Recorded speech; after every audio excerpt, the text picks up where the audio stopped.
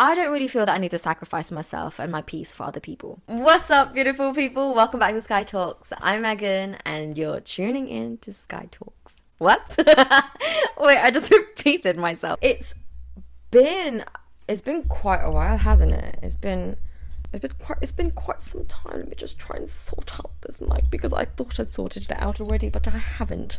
So bear with me. Anyways, so here on this channel, we will dive deep onto the realms of mental health, self-awareness, navigating life's twists and turns, and just drawing from my own personal experience, because I do believe that sharing our stories and embracing vulnerability creates a powerful connection. It's in those moments that we discover that we're not alone in our stories. I'm looking down as well, by the way, because, you know, your girls wrote a script and she just struggles to remember sometimes. So just bear with me when I'm, you know, reading down here, okay? You know me by now. Like, I often go off track and I just need the script to bring it back to the point, she says, as getting distracted. Let me just restart that all over again. Okay, anyways, I'm going through the intro halfway through already. So I've personally faced my fair share of challenges, and through those experiences I've learned valuable lessons that I want to share with you guys. Whether that was overcoming anxiety, finding my inner peace, or just simply learning to appreciate the beauty in everyday moments, those mundane things. We'll explore all of that here. So it's been a few months since I last uploaded my video, and the last video that I uploaded was a video diary, and that was addressing me spending Christmas on my own ish. So I think what I want to do with this channel is I want to upload my video diaries, my reflections, just for you guys to have a look at them and look at sort of like my thought process, and maybe if you can relate to them as well. And following those video diaries, I want to upload another video, such as this one, will be addressing the diary and adding in perspectives, because although it is great for me to be vulnerable and express my emotions and show it to you guys, I don't just want to trigger, because obviously this channel is bound to trigger you at some point, but I don't want to just trigger you for nothing. I want to trigger you because those triggers are literally going to help you. I want those triggers to help you gain some inner perspective and be more curious about those triggers. Why are you triggered? What's coming up for you? Why is that coming up for you? Do you know what I mean? So I think, yeah, moving forward, I want to upload my video diaries and upload a following video after that, and those videos will then address things within that video diary, because like I said, it's good to acknowledge that. For me anyway, it's good to acknowledge that you have these big emotions, that you have these feelings, and you have these thoughts, and you're able to express them. I think it is also equally important to acknowledge that sometimes when we're so deep in our feelings and when we're so engulfed by our emotions, sometimes our logic and other perspectives go out the window. So that's why I want to follow it up with another video to add in a new perspective and to see things in different lights and offer a new thought, offer a new perspective. I don't want to sound like a broken record, but yeah, offer a new perspective aside from the one that I was already experiencing and expressing within the video diary, if that makes sense. So back to the purpose of this video is to address the video diary that I uploaded regarding spending Christmas alone. So why did I choose to spend Christmas by myself? Again, I'm just gonna have to remind prompts, okay, just to help your girl out. So why did I choose to spend Christmas by myself? That's because I chose myself. I said that in the video, it was the time to choose myself at the time. Although I was very hurt about it, I had to choose myself. It was a very difficult time.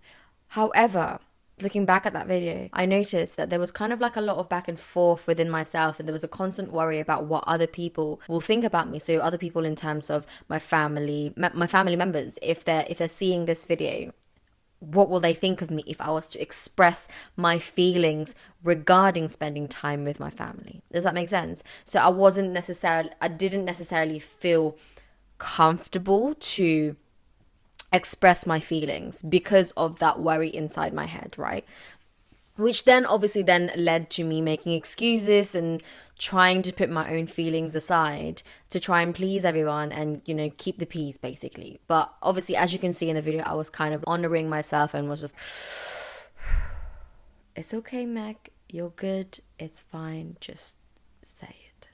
And that's me talking to myself, because I have to honor my inner child. In this healing journey, what I've noticed is that some people, most people are just children in adult bodies, because those children haven't necessarily had the chance to mature emotionally, and for many other reasons. And obviously, like, you can be an adult and you can be grown up, but you can deal with things in life, but that doesn't necessarily mean that you've matured. Does that make sense? So this is what I've noticed, is that sometimes when I'm feeling certain things, my inner child brings up emotions. So, for example, for me, is that these feelings of this anxiety and feelings of abandonment and feelings of rejection and feelings of not being good enough, etc. All this kind of stuff that I explained in the video.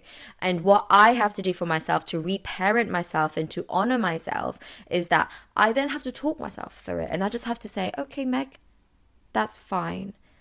It's okay. You are allowed to express your feelings, but know that I'm here. And this is me. You have to talk to your inner child as if you're talking to a child. Does that make sense? Like, it's not like you're talking to yourself, but it's not like you're talking to yourself. You're talking to your child as if you as your present self now. So me as my 26-year-old self talking to my, gosh, I speak so much with my hands that like my mic is like me as my 26-year-old self talking to my 8-year-old younger self, or my 16-year-old younger self, or whatever age relates to me whenever I experience X, Y, and Z trauma, right? Again, just in the video, is that you need to be able to honor your own feelings. It doesn't really matter how other people take it. So again, like I said, there was a lot of back and forth and kind of like worry in my head at the time about, expressing how I felt, but you need to understand that, again, I'm repeating myself, but you need to understand, and I really do have to reiterate this, for the people in the back who are like me, that honors other people's opinions about them, which then leads to putting your own feelings and putting your own emotions aside. Let me look at right in the camera. You need to be able to honor your own feelings. It doesn't matter how other people take it. Your feelings matters. Your feelings are valid. Everyone's feelings are valid. There is a reason why people react a certain way. However, that's that. If they have a certain reaction to how you feel, that's their own issue. That's got nothing to do with you. Maybe that, maybe something about you triggered them, and maybe something about you brought something up for them, but that's not for you to deal with. That's for them to deal with. Do you see what I mean? Because what your purpose and your responsibility is your feelings and yourself. And that's how we come back to self, and that's how we honor ourselves. It is to be a little, it's not even selfish. Like, if people call you selfish, then people call you selfish. But you have to put yourself first. You really do. Because how else, for me as a person, I want to be able to help people. I want to give to people, and I can't give to people if I have nothing for myself. If I don't honor myself, how can I honor other people? I can honor other people, but I'm just going to end up draining myself, So you just have to remind yourself that it's okay to feel, and it's okay to allow these emotions to come up without judgment.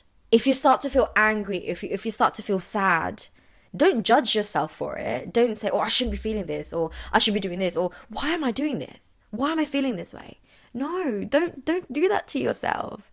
Just allow for it, as uncomfortable as it may be, just allow for those feelings to come up, and then ride it out. Literally what I've learned is you just have to just allow the feelings to come up, ride it out, and then do what you need to do for yourself. If you need to do some reflection afterwards and be like, okay, why did I cry, or why did I feel angry? Do that afterwards.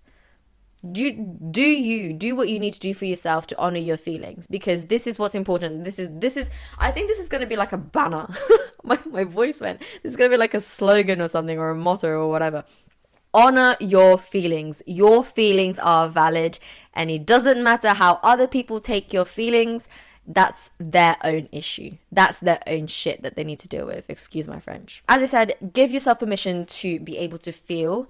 Own your feelings without feeling guilty for having them. Referring back to the video, I felt guilty for spending Christmas by myself. I felt guilty for feeling at peace, for spending Christmas by myself because I didn't spend it with my family. But I shouldn't feel guilty for that. I mean, I don't feel guilty about it now. I've worked for it, so own it. Don't feel guilty for having your feelings. There's a reason. Your feelings are there. Your feelings are a tool. Your feelings are an indicator that there's something that's going on, that there's something that needs your attention. So don't put your feelings aside. This is definitely one thing. If there's anything that you're gonna take from this video, is that honor your feelings, because your feelings are an indicator for you to pay attention to something. Your feelings is bringing you up something. So it's up to you to decode that, and it's up to you to try and figure that out yourself, because no one has the answer but you. So moving on. So going back to the video, I felt that there was a lot of pressure for me when I interact with my family, hence why I felt that I was scared for not meeting expectations. I suppose for me that was kind of the firstborn daughter responsibilities. So for my firstborn daughters out there, who can relate, that you have to portray yourself in a certain way because of how you've grown up. I don't want to dive too deep into that, so that can be something that we can discuss a bit later on if you guys want that, but I don't want to spend too much time on that. I mentioned that I wasn't feeling emotionally safe because I didn't feel that I could be myself around my family, because I'm a person that has big feelings, and I felt that I couldn't express my emotions the way that they need to be expressed around my family based on the past experiences with them. But what I've realized is that in that video, I was really hoping and I was really wanting my parents to hold space for me and my feelings. But what I've realized is you can't really expect that. It's not fair for you to have those expectations to your parents. It's not fair on them, and it's not fair on you. If your parents are not able to hold space for their own emotions and their own feelings, how can you expect for them to do the same to you if they can't even do that to themselves? Do you know what I mean? So that's what I mean when I say that it's not fair on them and it's not fair on you. It's not fair on you because you can't put these expectations on them, because you're just going to hurt yourself at the end of the day. So what you can do is you yourself can hold that space for your own feelings, for your own emotions, so that your inner child, your inner teenager, your past selves can feel reassured, can feel that you're able to hold that space for them. Because what we're doing here is we're reparenting. I mentioned in the video that growing up, my emotional needs weren't met. And what I found, or what I noticed, was that in that video, I was doing the same thing. Because my emotional needs weren't met, I was wanting for my parents to meet my emotional needs. I was expecting for my parents to do that. But I can't do that. Because they've got their own stuff that they're dealing with. And again, as I said, if they can't hold that space for their own feelings and for their own emotions, how can I expect them to do the same for me? So what I can do moving forward in this healing journey, and I suppose it's just to protect your own inner peace as well, is to find peace within yourself, is that you can't expect that from them. You can't expect that from your emotionally unavailable parents, from your narcissistic parents, from your guardians. You can't expect people to hold space for your emotions, because you just can't.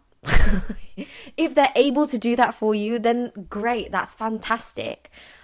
But what's important is that you need to know that you can hold that space for yourself. You can hold that emotion for yourself. You can hold that space for your inner child to express her anger, her sadness, her fears. You need to be able to do that, because this is reparenting. And I'm going to go into reparenting at some point in because I explained reparenting in one of my video diaries, which I'm going to upload at some point. So I'm not going to dive too deep into that. So moving forward, learning how to be yourself also includes learning about how you react in certain situations. Allowing yourself to have time to feel your emotions and express how you feel and your emotions.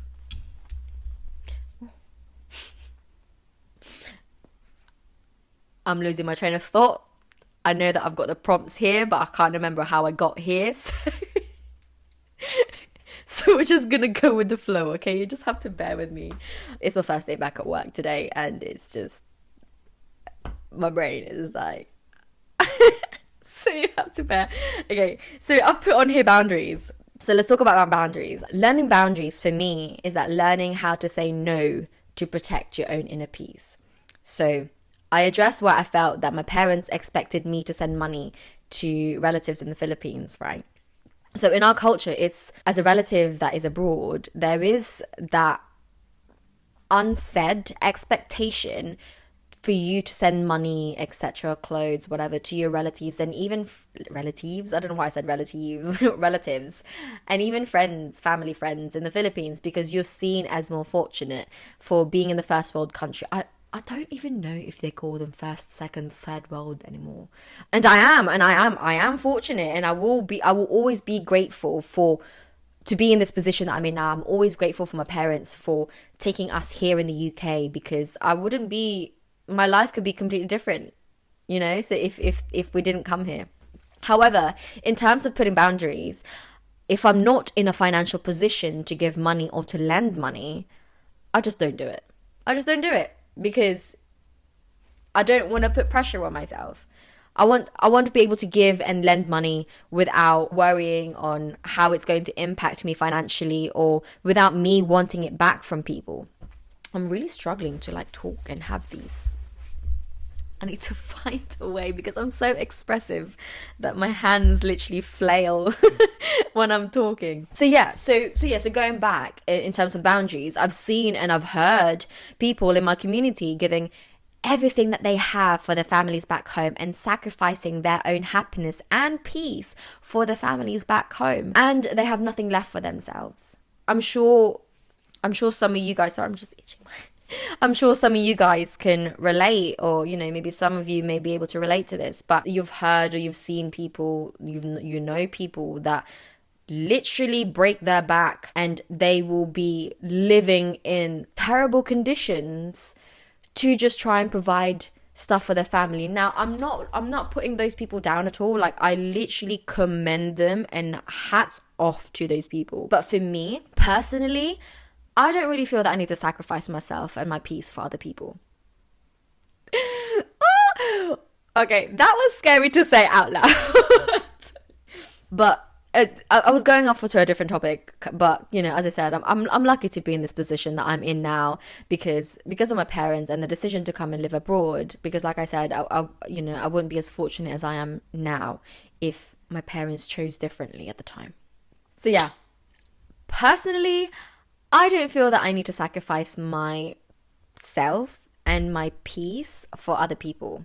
Remember, we are evolving. There's no need for us to repeat cycles if it doesn't benefit you for your highest good and the good of others. And sacrificing is one of those. Sacrificing almost seems like you're being praised because, you're sacrificing yourself, you're bending your back, you're breaking your back for your family. Great. I mean, again, like I said, I'm not looking down on those people, but hats off to them. But for me, that's just not for me. That's not for me. My parents have already done that, and my grandparents have already done that. I feel like my purpose is different. They've already done the sacrificing part. I feel like my part now for my family is completely different. And again, this might come across as a bit selfish, but I do feel like I do have to be selfish as opposed to just protect my inner peace. Because again, I feel that I don't want to have to sacrifice myself for other people, because as someone who has seen this a lot in my environment growing up, this is just something that I feel that I need to steer away from. And again, I wouldn't be in this position I'm in now if my parents and my grandparents didn't do the sacrifices that they've done for us. I commend them for the sacrifices that they've done, but for me, I just feel that my purpose is different, and I want to be able to break that sacrificial cycle. I want to break the sacrificial cycle so that I'm able to raise children and grandchildren to honor themselves, to protect themselves, to be able to give to their community without having to sacrifice themselves first. That is something that I'm so passionate about, and it's quite difficult for me to say out loud because I'm still scared about what other people think about my opinions. But this is something that I feel I'm so passionate about, and this is something that I have to own it because I just have to. So yeah, I do feel that I'm able to give more when I'm at peace. Like I said, I'm a giver anyways, but I will give in my own time and when I am able to. This then goes back to filling your cup, because if you have a cup, say you have a cup of water, right? This cup of water is you. And you've got your family, friends, relationships, whatever. You're pouring into those people's cups, right? So who's filling your cup? Who's filling your cup? You can't give to, for me, I can't give to other people if I haven't got anything left for myself. I'm such a giver that I'm just pouring, like, it. Going back through my life, I'm such a giver that I'm literally pouring into everybody, and I don't pour into myself. No one ends up pouring into me. So I think this is then why that comes in, where I really have to be selfish at times, and I really have to put myself first, so that I'm able to give back to the community, to the society, without breaking my back. You can't give if you're running on empty. You just can't. How can you give? And that applies to everything: money, emotions, your energy. So I want to address the lack of emotional relationship I have with my parents. So I kind of addressed it briefly earlier on, but I just want to go into a little bit more depth about it now. So I mentioned that I want to be able to have that relationship with my parents where I can fully open myself up, and for them to be able to hold space for me and my emotions. And again, as I said, you can't expect them to do that. I can't expect them to do that if they are not willing to, if they don't know how. Again, it's not fair on them, and it's not fair on me. Some people long for those connections with their family, but they're not able to establish that because maybe their families are absent, or their family or guardians or the people they want to connect to are emotionally unavailable.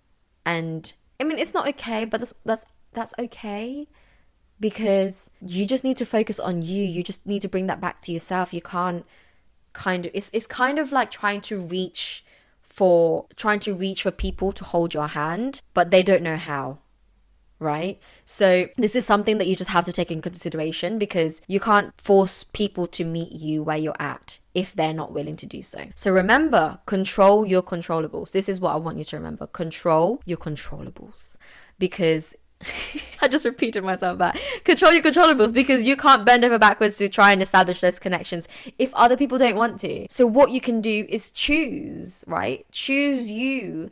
Choose the people who you want to be around with. And they say that family doesn't even have to be blood related anyways. It's the people in your life who want you in theirs and accept you for who you are. Now, I'm not talking about my situation, because I love my family and I still want to build that relationship with them. And this is just based on, you have your own decision to make. You have your own calculations that you have to do. You have your own thoughts that you have to kind of arrange and eventually make that decision yourself where appropriate. But I'm just kind of just saying it for the people that have narcissistic parents or caregivers, that they're really not able to get through to them, and it's just a toxic environment, and that's not something that you should put yourself in. If it's a toxic environment, you just need to just cut it off, because at the end of the day, you just have to put yourself first. But that's your decision to make, whether you want to do that or not, or whether you think that that's appropriate or not. Okay, I'm not here to tell people what they should and shouldn't do. I'm just kind of just drawing from my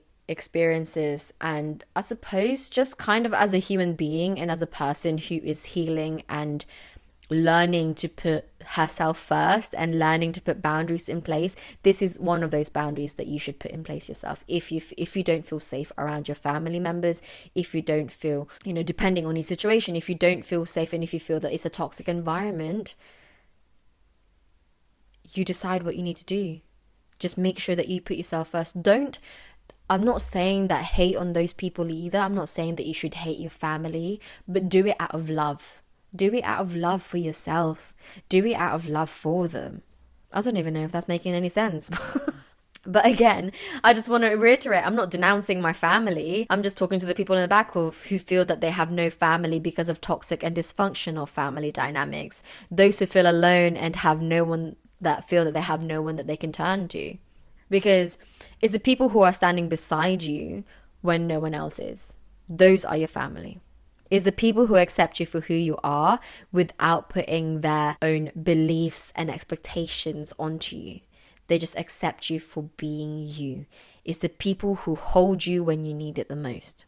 That's who your family. You can choose who your family is. Now, I know that my parents will be there for me when I need them, but I just didn't really reach out because of barriers in communication. I have my own barriers. I'm working on it and being able to reach out for them and ask them for help. And actually recently I was going through some stuff and I eventually reached out to my family because I've been quite distant with them for quite a while. And, I eventually reached out to my family, expressed my feelings to my parents.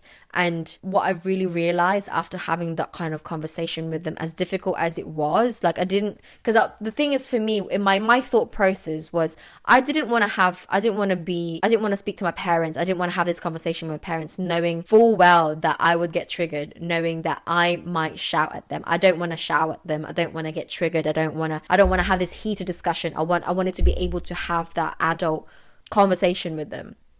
Right. But obviously we can't have everything that we want in life.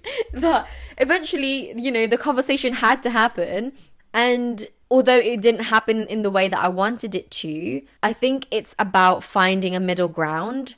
Because again, as I said, I can't expect my parents to hold space for me. But that doesn't necessarily mean that they don't love me because they can't hold space for me and my emotions. I think it's just about acknowledging that, for me anyways, right? I'm just talking about my situation. Everyone's situation is different, and I'm just talking for myself. But I think for me, it's just having to acknowledge the fact that my parents have their own love language. And it doesn't necessarily mean that they don't care for me, because they do care for me. I think it really comes to the fact that they weren't taught that. They don't know any better in terms of emotional acknowledgement and holding space and things like that, because that's not what they've been taught. However, they show their love to me in terms of driving me to places where I need them, or bringing me lots of food, like cooking for me. That's my parents' love language. And I think for me, I just needed to acknowledge that and really understand that this is how my parents show their love to me, and that's okay. All the other stuff in terms of holding emotions, I can do that for myself. I can't expect them to do that. Do you know what I mean? So it's just releasing those expectations I have of them and actually just giving that back to myself.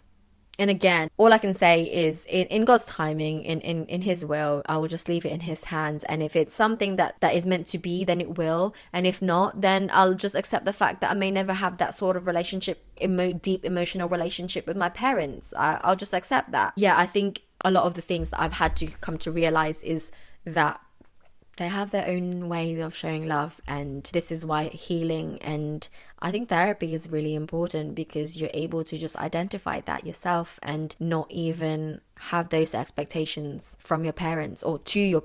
Oh God, I'm losing my train of thought and I'm losing my words.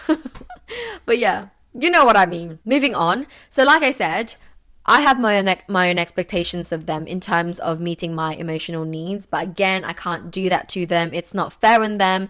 And I can't do that for myself because it's not fair on me either. Because if that doesn't happen, then I'll get disappointed. Then I'll have some resentment towards them. And I don't want that. I don't want to resent my parents. So then that comes back to me, because my responsibility is my own emotions. And I can hold space for my emotions. So again, control your controllables. So let's list it out. What can I control? What can you control? You can control how you respond to other people's behaviors. So I can control how I respond to other people's behaviors. I can control how I speak to myself.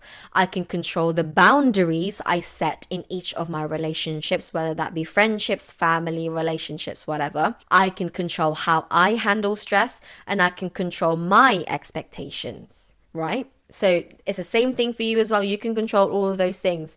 The things that I can't control, the things that you can't control, is how other people react, how other people treat you, beliefs and perceptions of others, how other people behave around you or around me, what other people choose. And you also can't control what other people choose to do with their lives.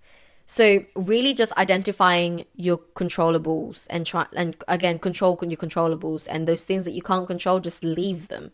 Because this is a step to try and learn inner peace and inner peace and be happy within yourself. And again, I do still feel guilty despite feeling strongly about setting boundaries and protecting my inner peace, but that's okay too.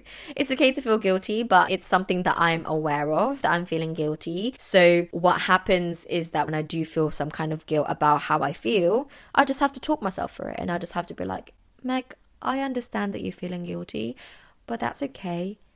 You have your right to feel those emotions, and I just have to give myself whatever reassurance that I need at that time.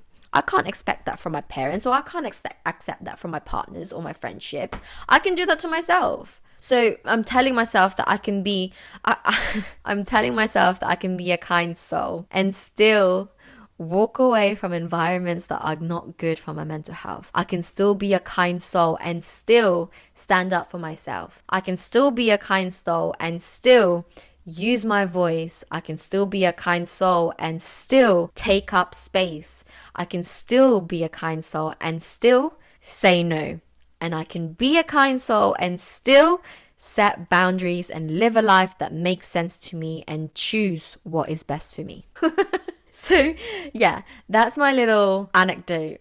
And I suppose I've gone on like a little rant rave. So yeah, so those are just the things that I just want to address regarding the video diary that I uploaded on my last video. So to wrap this up, thank you guys for listening.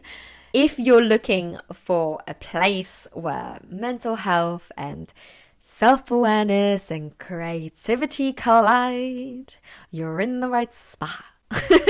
So you know what to do. Hit the subscribe button, hit that like button, write your comments, because I want to be able to create a community where we're all able to express ourselves and offer our own perspectives, because I want to be able to offer a space for everyone to feel comfortable to express themselves and offer their own anecdotes and help each other, really, just by offering our own individual and unique perspectives. So yeah, join the community, guys. This still feels so weird for me to say it, but join the community and let's embark on this incredible journey of self-discovery and grow together. Because so far, although it's been difficult and although your girl's going through it, it's been a magical journey and it's been worth it. To be honest, I think you have to go through the downfalls and you have to sit in the uncomfortability of things before you're able to feel comfortable and before you're able to feel. So I just saw the time, it's like 2020. I was like, oh my God, my angels are saying hi. Sorry, distractions. What was I saying? Oh God. Yeah, I just can't wait to connect with you all in the upcoming videos. So just remember, you're not alone. There's strength in every story. And own your story and own your truth. Own your feelings. No matter what other people say, don't disregard other people's opinions. Your own opinion of yourself and your own views of yourself matters. How you view yourself matters. How other people view you, that's just an additional. That doesn't necessarily have to take up so much space, because your own representation of yourself and your own views of yourself matters. All right? So yeah, see you guys in the next video. Thank you for watching. I love you all. Bye.